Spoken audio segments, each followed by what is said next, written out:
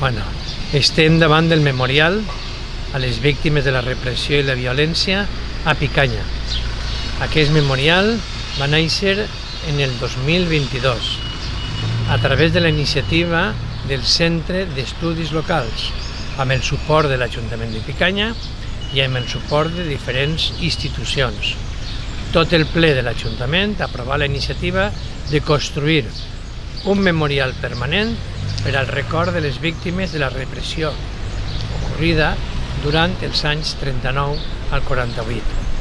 Aquest monument s'ha fet sobre el lloc on s'emplaçava l'antic consistori municipal i la iniciativa comptà amb el suport de les familiars de les víctimes i amb diferents institucions locals, com el grup de dones, com els partits polítics.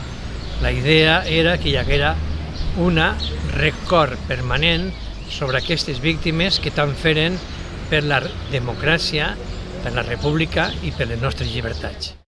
Per a la construcció d'aquest monument pensarem en un artista local, de reconeguda trajectòria, en premis importants i és veïna del poble. Aleshores parlarem en ella i en un temps no massa llunyà se va fer el projecte i s'aprovà i pràcticament se portà a la realitat en poc de temps.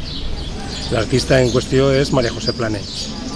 En el memorial figuren els noms de 24 persones que hem pogut investigar, que hem pogut fer un treball de recerca, que figuren com a reprimits durant l'any 39 al 48.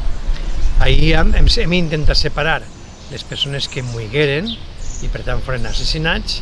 Després hem fet una altra separació amb les dones perquè volíem visibilitzar el nom d'aquestes dones que generalment en les històries locals o generals queden oblidats i per últim la resta de gent que fins a l'any 48 estigué empresonada i per tant patir aquesta repressió dels anys durs de la dictadura franquista. L'elecció dels materials del monument va ser una decisió de l'artista i, com vegeu, és en ferro i pedra natural. Intentarem sempre, des del primer moment, el consens amb les forces polítiques, amb les institucions locals i, sobretot, amb els familiars.